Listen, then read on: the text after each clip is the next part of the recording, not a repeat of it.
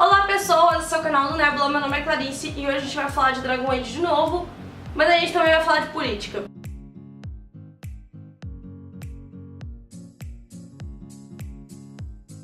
Geralmente os meus vídeos de Dragon Age são sobre o lore do jogo, ou explicando alguma teoria, ou sei lá, falando o que eu acho do próximo jogo, mas aconteceu uma parada no mês passado. Eu queria muito falar sobre isso, não tive a oportunidade ainda, mas agora vai ser o momento e eu acho que é relevante até pra gente que tá aqui considerando o nosso governo atual. Então, se você já tá achando um pouco esquisito, eu tô te pedindo uma chance pra ouvir o que eu tenho pra dizer. E também aproveita e já se inscreve no canal agora no começo do vídeo, antes de você sair lá nos últimos minutos. Curte o Nebula em todas as nossas redes sociais, Nebula com 2 L's _co.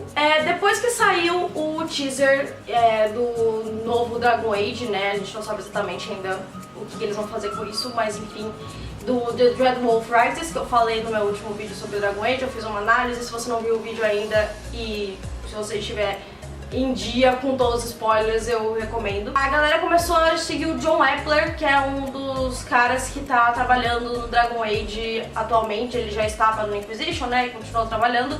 Ele atualmente é o diretor narrativo da franquia. E o John Epler, assim, não sei se vocês seguem, eu sigo, mas ele é um cara que vira e mexe, ele fala sobre as opiniões dele sobre inúmeros assuntos, afinal de contas, do Twitter. E aí as pessoas começaram a ficar muito incomodadas com as opiniões que ele estava dando no Twitter e como isso poderia influenciar o jogo, né? Não só no Twitter, mas algumas pessoas no YouTube, né, os gringos, fizeram alguns vídeos reclamando de como a agenda política do John Epler poderia influenciar em Dragon Age, fazer Dragon Age ser uma coisa que ele não é. Eu não tinha visto os tweets do John Epler na época, né?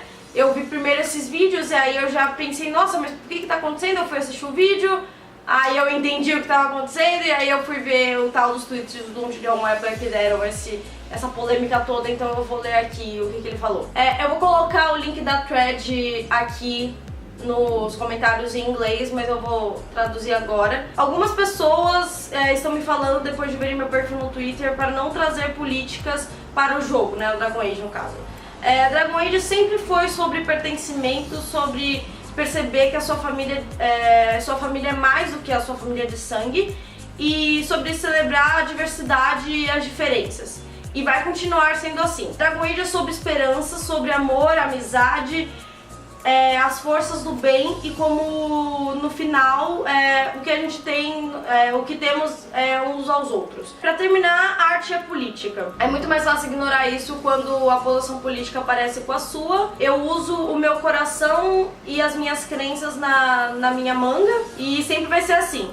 Nós temos um tempo finito no mundo e eu quero passar o meu fazendo esse lugar um lugar melhor e com que as pessoas se importem mais. Eu assisti alguns desses vídeos, eu vi algumas das reclamações e a galera tava sempre usando o mesmo argumento, e aí eu vou voltar naquele assunto que eu falei lá sobre She-Ra no vídeo, que é sobre o politicamente correto atrapalhar a história, atrapalhar a narrativa e ser um passo pra trás no jogo, e que não tem que ter isso em Dragon Age. E eu até vi algumas pessoas falando que colocar o politicamente correto no jogo foi o que fez o Andrômeda ser um jogo ruim. Primeiro, eu não acho que o Andrômeda é um jogo ruim, eu acho que ele podia ser melhor, mas eu me diverti jogando. Eu só quero deixar minha opinião aqui, né, caso vocês se perguntem. Mas o politicamente correto não tem a ver com os erros do Andrômeda.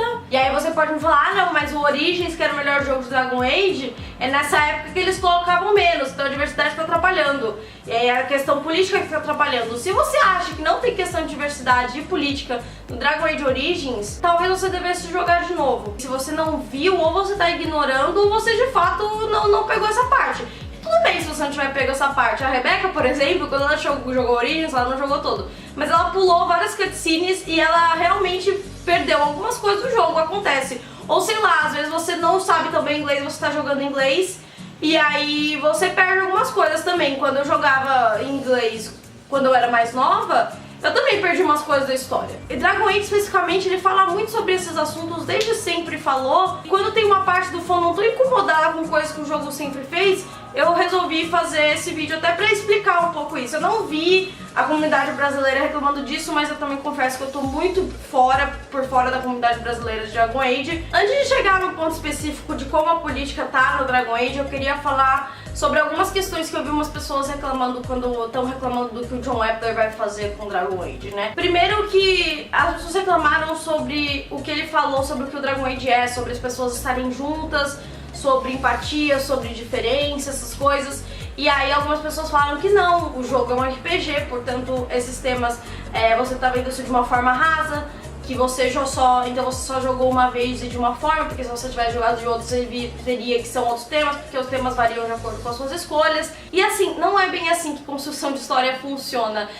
Por mais que seja um RPG e a gente molda o nosso RPG da forma que a gente quer, não é bem assim que funciona. Eu acho que ainda mais no RPG de console, de PC e tal, que as opções são limitadas, diferente de um RPG de mesa, isso é ainda mais evidente que, tipo, há temas ali que eles existem independente das suas escolhas. Independente do que você escolher, os elfos são uma raça oprimida no jogo. Independente do que você escolher, os magos sofrem na Torre dos Magos. Independente do que você escolher, existe um tema sim de empatia no jogo em vários momentos. Temas de uma história, eles vão continuar lá. E claro que vai variar o quanto eles aparecem, o quanto eles afetam suas histórias a partir das suas escolhas no RPG. Mas a temática de uma narrativa, ela tá lá, porque quando você constrói uma história, você tem um tema, você tem uma coisa que você tá abordando, sabe? E essa coisa que o John vai falar de ter política na arte, de arte política, ele tá certo. Nós que criamos arte de alguma forma, escrevendo, desenhando, fazendo jogos, fazendo séries, filmes, nós não vivemos numa bolha, nós estamos inseridos numa sociedade, nós somos influenciados e afetados por isso. A arte é política e a arte pode ser usada para colocar a sua posição política, a sua opinião sobre as coisas. E política não é necessariamente apoiar partido X ou Y. Política é várias coisas, vários posicionamentos, né?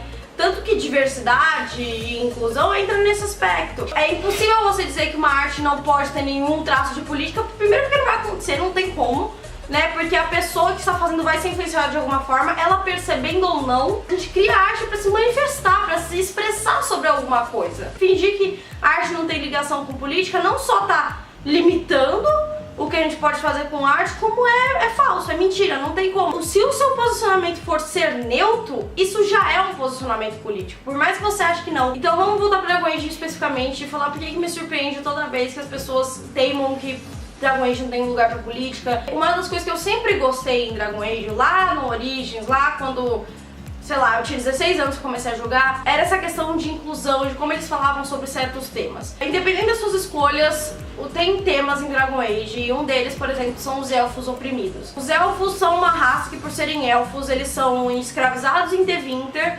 e nos outros países, mesmo que a escravidão tenha sido, não exista mais, primeiro que algumas pessoas burlam essa regra, e depois que, independente disso, os elfos foram colocados à margem da sociedade, né? Se os elfos não vivem em comunidades, nas florestas em que eles fazem as próprias regras, eles vivem nas alienades, né? Que são essas partes marginalizadas das cidades. Em Denerim você consegue ver bastante isso, inclusive no primeiro jogo. E eles sofrem o preconceito o tempo todo. Eu recomendo você jogar a origem do elfo da cidade, inclusive, pra entender melhor como isso funciona lá no Origins, porque isso já começa a explicar desde cedo que isso é uma questão, sabe? Você tem o Fenris no Dragon Age 2 também, que traz muito essa questão do preconceito que os elfos sofrem. No Dragon Age Inquisition ainda, isso tem a ver com outro ponto que eu vou falar, mas, por exemplo, se você tá na quest do baile, né, em Halan Shirol, em Orlais, que você tem que pegar a approval dos nobres e tal, se você é um humano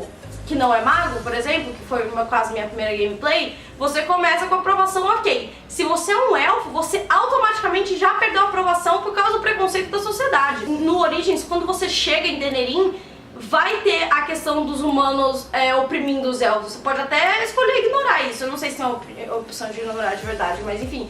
Você pode até não ter um personagem que se revolte com isso, mas isso vai acontecer. E isso existe na nossa sociedade, sabe? Inclusive era uma coisa que se discutia muito no Tumblr, sobre como muitas pessoas negras que jogavam Dragon Age se identificavam muito com a história dos elfos, porque há paralelos que podem ser feitos. Aí você tem a questão dos magos. Eles são oprimidos em Dragon Age, e quando descobre que alguém é mago, ele tem que ser mandado pra uma torre dos magos, que é um lugar específico, onde eles não podem sair, onde eles estão presos, eles precisam se contentar em viver ali pra não colocar em perigo o resto da sociedade, porque eles acham que o mago automaticamente vai fazer magia de sangue, que automaticamente vai chamar um demônio que vai tomar conta do corpo dele e automaticamente vai destruir tudo. Só que, tipo, entre ser mago e um demônio de possuir e destruir tudo, é um salto e não necessariamente acontece só com magos. Então você chega na Torre dos Magos no Origins, por exemplo, você vê que os magos são oprimidos. Inclusive a